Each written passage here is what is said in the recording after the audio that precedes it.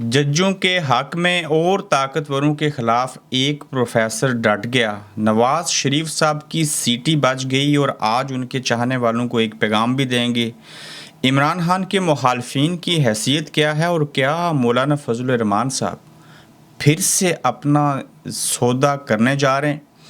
आज के गोरखधंधा में इस पर बात करेंगे। अस्सलाम वालेकुम, आप देख रहे हैं गोरखधंधा। अबरार कुरैशी आपसे मुखातिब हूँ। सबसे बड़ी खबर कि जो प्रोफेसर साहब हैं वो डट गए हैं और उन्होंने कहा कि मैं हक सच की बात करूंगा और गलत बात को नहीं मानूंगा, चाहे आप जितना भी प्रेशर मेरे ऊपर डालें। उनकी वीडियो सामने आई, उन्हें गिरफ़्तार किया गया, उन्हें हरासा किया गया और जज जहांगीरी साहब जो हैं जस्टिस, उनकी डिग्री को जाली करार देने की बात हो रही थी। ये प्रेशर कौन डालता है? ताकतवर। ताकतवर कौन है? आप उनको बड़ी सख्ती से जानते हैं।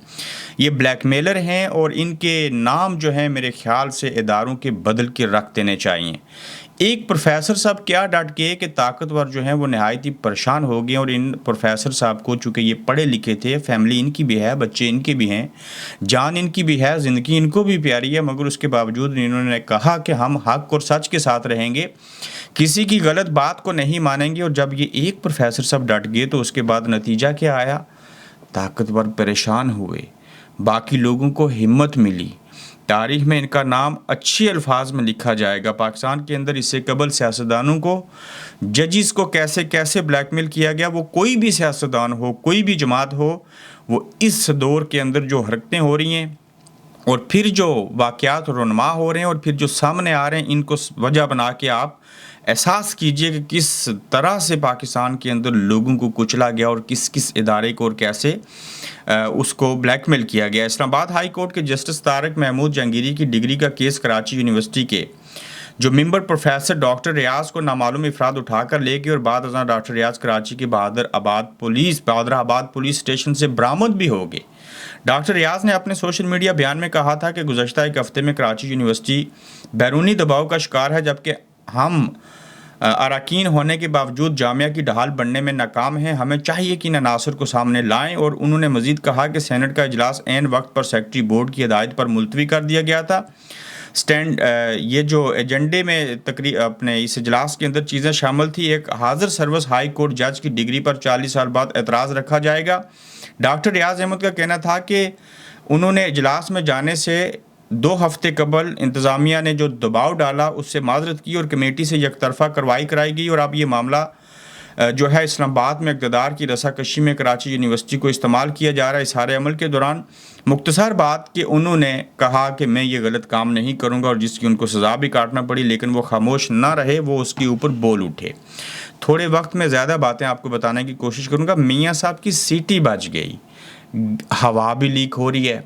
ये बात उनके जो साबका सहाफ़ी कालम नगार हैं इरफान सदीकी साहब, उन्होंने बताई और सवाल भी आसमा शराजी साहिबा को किसी ने दिया और जवाब पहले से तैयार था, तो उसको वजह बना के ऐसे कहा गया। अगर मियाँ साहब की सीटी बच गई है, मियाँ जावेद लतीफ़ के बकौल के वो अगले 1 माह 1.5 माह तक लंदन भी जा सकते हैं और यहाँ भी आ सकते हैं और ऐन मुमकिन है कि वो लंबा अरसा क़याम करें, लेकिन मियाँ जावेद लतीफ़ साहब के बकौल सेहत ख़राब है, प्लेटलेट्स कम हो गए हैं, डाउन हो रहे हैं, तो आपने चेकअप के लिए जाएंगे। ये बीमारी अब क्यों लगी? पहले तो बड़े अच्छे थे, सारी चीज़ें ठीक थी। तो मियाँ साहब की जो सीटी बच गई है और हवा भी लीक हो रही है, मेरी गुजारिश है मियाँ साहब से, अपने पुराने तर्ज अमल के ऊपर आ जाइए।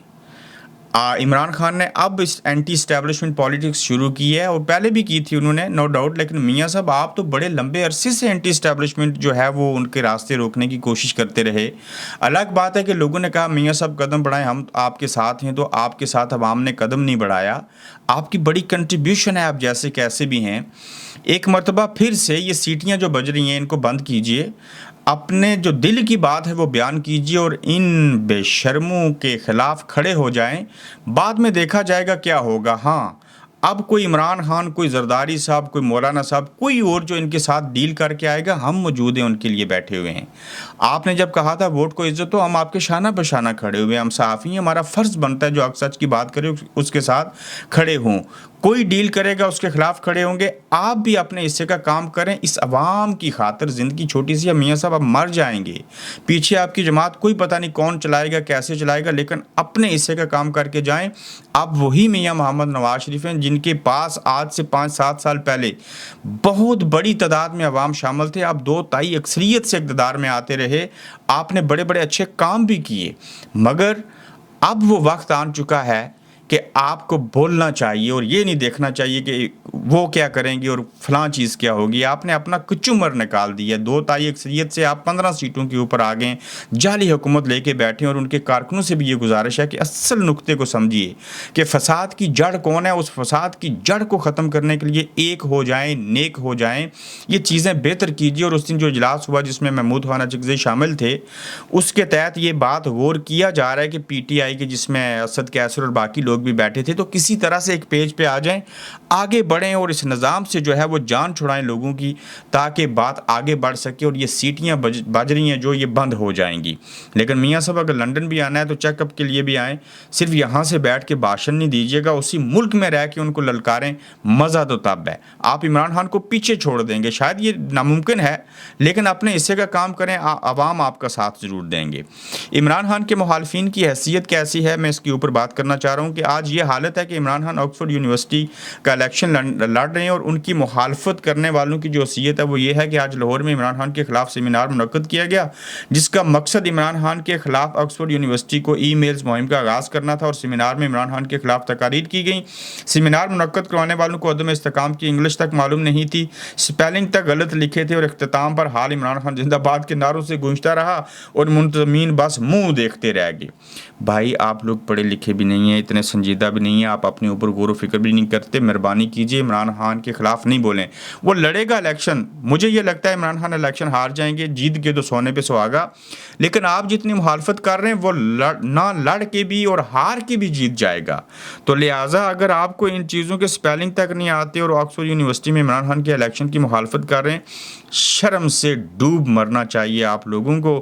نہ آپ خود پڑھتے ہیں, نہ کسی کو پڑھنے دیتے ہیں, نہ آپ اچھا کام کرتے ہیں, نہ دوسروں کو کرنے دیتے ہیں. اور عمران خان کے مخالفین کی یہی حیثیت ہے جو آپ دیکھ رہے ہیں.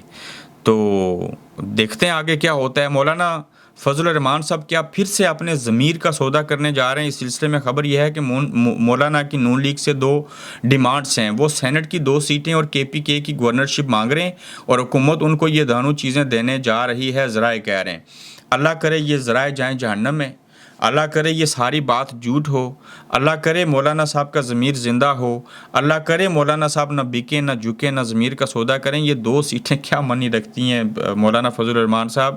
یہ گورنر کیا ہوتا ہے بے منی سا آدمی. تو ان چیزوں کی اگر آپ کوئی چیز کریں گے, کوئی ڈیل کریں گے, تو یقین جانیے نام و نشان تک نہیں رہے گا. باقی نون لیگ کا جھوٹ کس نوعیت کا ہے, میں 2 اور خبریں آپ کے سامنے رکھتا ہوں. عمران خان جیل میں بڑی موج میں ہیں, انہیں 5 اسٹار ہوٹل جیسی مراحت حاصل ہیں. یہ ہماری فروغ دلی ہے کہ ہم وہ سلوک نہیں کرے جو ہمارے ساتھ کیا گیا. احسن اقبال صاحب نے ایسے کہا. پاکستانی نظام پر کون بھاری پڑ گیا یہ دیکھیے گا. دولت کی چمک, باپ بیٹی کو کار کے نیچے کچلنے والی ملزمہ نتاشا کی جیل میں آؤ بکت. جیل میں 4 قیدی خواتین کو اس کی خدمت گزاری کے لیے لگا دیا گیا. وائی فائی, ٹیلی ویژن, وی آئی پی, ایئر کنڈیشن روم سمیت تمام سہولیات دستیاب ہوں. ایسی چیزیں اگر جیل میں ملتی ہیں تو مجھے بھی جیل میں ڈال دیجیے. اور ہمیں کیا چاہیے؟ 5 لوگوں کو مار کے, مخالفین کو مار کے جیل میں جا کے اگر ایئر کنڈیشن, وائی فائی, ٹیلی ویژن, اچھا کھانا, ساری چیزیں ملتی ہیں, وہاں کی جو پہلے قیدی ہیں وہ آپ کی خدمت کرتے ہیں, تو یہ تو پوری ریاست دے دی گئی نا آپ کو پروٹوکول کے ساتھ. تو یہ ساری صورتحال ہے. آپ کو کیا لگتا ہے کہ میاں صاحب کی جو سیٹی بج رہی ہے کیا وہ لنڈن آئیں گے؟ لنڈن آ گئے تو کیا وہ واپس جائیں گے؟ لیکن نون لیگ کے میاں جاوید لطیف صاحب نے خود کہا میاں صاحب لنڈن جائیں گے تھوڑی عرصے کے بعد. تو آ جائیے, ہم بھی یہیں پہ موجود ہیں. بہرحال بولیے, زبان کھولیے, تالا توڑ دیجئے, چابی آپ کے پاس ہے, ہم آپ کے ساتھ کھڑے ہوں گے میاں صاحب. یہ یاد رکھیے گا, اپنا خیال رکھیے گا, پھر آپ سے ملیں گے. آپ دیکھ رہے ہیں گورکھ دھندا ابرار قریشی کے ساتھ.